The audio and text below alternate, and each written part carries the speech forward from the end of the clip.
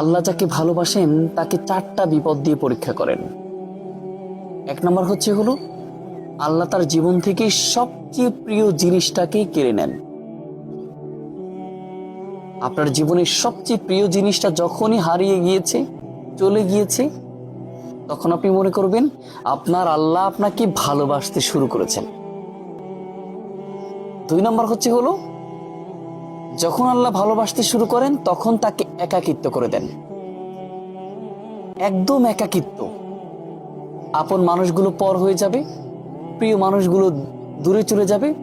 তখন আপনি বুঝবেন, একাকিত্ব হবেন যখন, তখন আপনি বুঝবেন আপনার আল্লাহ আপনার কাছে আপনাকে নিজের কাছে করে নিতে চাচ্ছেন, অর্থাৎ নিজের করে চাচ্ছেন, ভালোবাসতে শুরু করেছেন।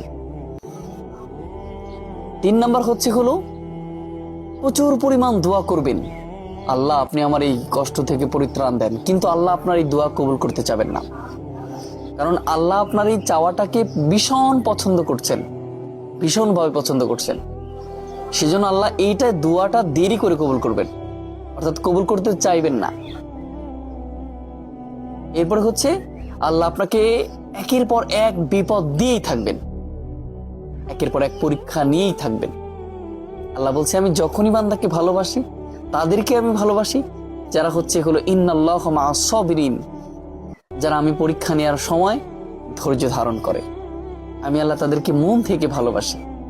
অর্থাৎ এই 4টা জিনিস দিয়ে আল্লাহ আপনাকে পরীক্ষা করিয়ে আপনার আল্লাহর প্রিয় বান্দা হিসেবে কবুল করতে চান, প্রিয় করে নিতে চান।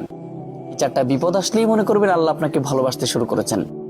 অতএব এই সময় ফাইন্না মা'আল উসরি ইউসরা, এটা মনে রাখতে হবে, আমার কষ্টের পরেই আল্লাহ আমাকে স্বস্তি দিবেন। একজন আছেন যিনি আমার সমস্ত কষ্টগুলো মোচন করে দিবেন। আর ইন্নাল্লাহু মাআস সাবিরিন, আল্লাহর জন্য আমি ধৈর্য ধারণ করব। এতটুকু করতে পারলে আল্লাহ অনেক পছন্দ করেন।